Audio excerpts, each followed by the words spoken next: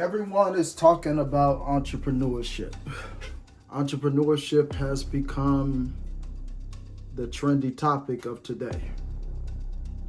I want to say within the last several years or so, especially during the pandemic, entrepreneurship has become the main topic of conversation. Well, it's no secret that the job market is struggling during this time. A lot of companies have had to lay off, furlough, or even gone on a hiring freeze. So right now, entrepreneurship is really booming during the pandemic. Has taken a toll on so many, and yet some people actually profited from the pandemic. Millions of Americans were struggling to pay rent and feed their families during the pandemic. Many of the world's richest got even richer. A recent wealth report shows 5 million people became millionaires in 2020 alone. And the 10 richest people in the world doubled their wealth in the first 2 years of the pandemic. So we're on the beginning of a trend. Entrepreneurism is a trend. Entrepreneurship is what everybody is talking about. Everybody is trying to figure out how to make money online. And the thing that I've run into online is we have a lot of frameworks. We have a lot of people who have all of the knowledge, but no one is really showing you exactly how to do it. And I'm not saying that free is not good, but at least if I'm going to invest in your program, you should be able to teach me something, and I should be able to get a result.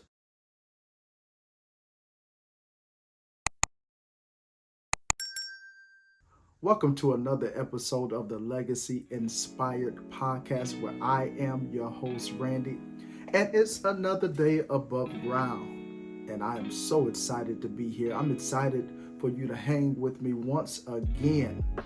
Listen, if you don't know, this podcast is for new and or aspiring Christian entrepreneurs that are working a 9-to-5, and you have this big idea, you have this big God idea on the inside of you. You believe that God has spoken to you, spoken to your spirit in regards of starting some type of business, and you're trying to figure things out. Well, I started this podcast specifically for you, with you in mind, because I'm on the journey with you. And so I have become this facilitator of knowledge. What does that mean, Randy? That means that I am taking what I know. I am also taking what I am learning, and I am compiling it into episodes such as this and sharing them with you. On today's episode, we want to talk about Oprah Winfrey, who started from nothing. And here it is, the early 2000s, she becomes a billionaire. There really was no difference between me and the audience. Hey, this is not a good time to have called me. Elaine, this is Oprah Winfrey, and you called your friend while she's sitting in the middle of an Oprah Winfrey show. At times, I might have had better shoes. You know, these are some come get me shoes, or go get yourself or something, or come on over here and talk to me shoes. But at the core of what really matters, that we are the same. I was forced to listen to the TV rather than see it. And I would like to see you up close. Okay, I'll come right over there. I was gonna say, can you see me? Beautiful. Hi. This is going to be my greatest legacy. And Maya said to me, "You have no idea." Right. "You have no idea what your legacy will be," she said to me, "because your legacy is every life you've touched." And in 2003, Oprah became a billionaire. That's something, isn't it? Listen, from that video, I want to pull 3 lessons that I've learned from Oprah Winfrey. Why am I doing this? Because I believe that success leaves clues. Success also has patterns. So why not follow the patterns that have already been laid? Don't spend time trying to create lanes. The lane has already been paved. So without further ado, number one, this is what I grabbed from that video. In regards of Christian entrepreneurs, you number one, you have to have servant leadership. You have to have a servant's heart. And if you don't know by now, I like to read some notes. So when it comes to servant leadership, look at it from this perspective. Jesus exemplified servant leadership throughout his ministry, teaching his disciples to serve others selflessly. In entrepreneurship, this means prioritizing the needs of your audience. That's one thing that Oprah did. She prioritized everything she did and is doing around her audience and clients above your own. She placed her audience above herself. She made sure that her audience came first. She made sure her audience were appreciated. She made sure her audience felt comfortable. She made sure her audience felt safe.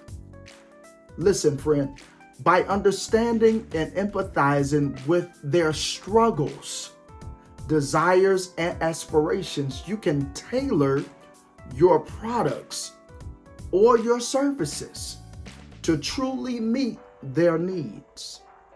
This approach fosters trust, loyalty, and long-term relationships, which are foundational to sustainable success in business.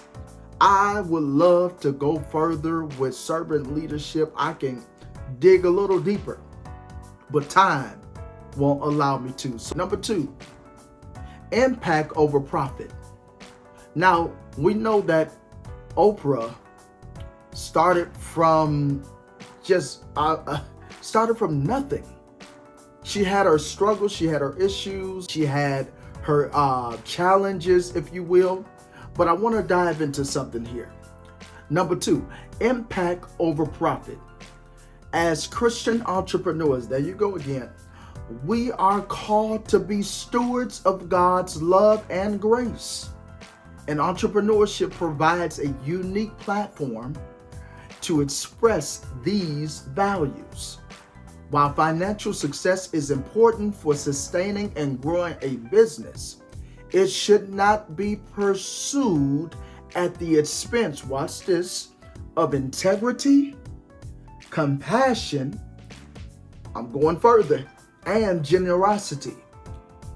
Your legacy, say to yourself, my legacy, is not measured solely by the bottom line, but by the lives you touch and the positive change you facilitated.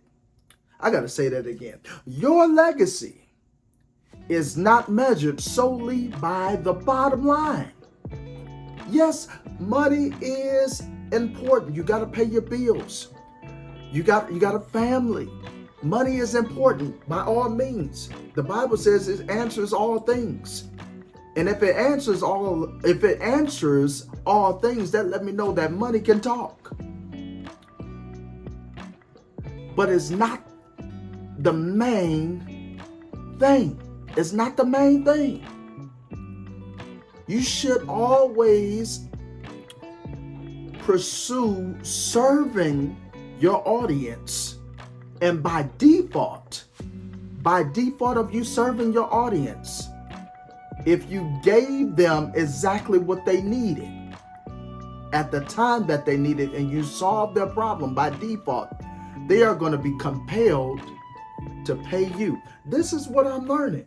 I got to go further. Your legacy is not measured solely by the bottom line, but by the lives you touch and the positive change you facilitated. Investing in your community, giving back, and empowering others are ways to leave a lasting impact that transcends monetary wealth. I wish I can stay there. I really do. But I gotta go to number three. Number three, faith and hard work. Entrepreneurship is often described as a journey of faith, requiring belief of oneself, one's vision, and ultimately in God's vision. However, faith without action is incomplete. Just as Noah diligently, watch this, built the ark according to God's instructions, Christian entrepreneurs must work diligently towards their goals, no matter what comes, trusting that God will guide and bless their efforts. This requires resilience, perseverance, and willingness to embrace challenges and setbacks as opportunities for growth. By combining faith with hard work, you can navigate the uncertainties of entrepreneurship with confidence and purpose. I know I just gave you 3, but I feel led. Number 4 is going to be a bonus. Authenticity and connection. When it comes to Oprah's success stems from her authenticity and ability to connect with her audience on a deeply personal level. We saw that in the video. As Christian entrepreneurs, embracing your authentic self. Embracing your authentic self. I'm not stuttering. Embracing your authentic self. What am I saying? Don't be nobody else. Can nobody beat you being you? Can nobody beat you being you? You were fearfully and wonderfully made. When God created you, He created you with uniqueness. He created you with creativity. He created you with a sense of ability that no one has. So you have to set yourself apart from everybody else. It's okay to glean from other people. It's okay to glean from those you look up to. But at the end of the day, you have to come to grips with who are you and how will you show up to your audience? How will you show up to your customers? How will you show up in your business, your future business? You have to come to grips with that. So authenticity is very necessary. Your authentic self and sharing your faith journey can resonate with others who share similar values. Here it is, transparency and vulnerability. Build trust and foster meaningful connections with your audience, leading to greater engagement and loyalty. By staying true to your beliefs, don't waver, and values, you can attract like-minded individuals who resonate with your mission, your vision, creating a community rooted in faith and shared purpose. And you have to understand this one thing, that you were created to do something. I don't know what your calling is. I don't know what you're passionate about. I don't know what God has in store for you. You may not even know. But through prayer, and I will go as far as to say with fasting, I encourage you, I challenge you to figure out, what are you called to do? I know you're in ministry. I know you work in your local church. But what about those gifts, those other gifts that remain untapped, that remain unnoticeable, that remain dormant, if you will? What about those gifts? Those gifts that you can use in an entrepreneurial fashion. I implore you to go on a journey and figure out, who are you called to serve? What gifts that you can use? for the glorification of the kingdom, but that you can monetize and you can help solve a problem. But I challenge you to go on a journey of trying to figure out what God has called you to do from an entrepreneurial perspective. You know what that is. Hey, leave a comment below. Let's have some conversation around this. Let's have some conversation around this. I'm not saying you are going to be a billionaire, but you can leave a legacy for your family. Listen, I'll see you on the next episode. Grace and peace.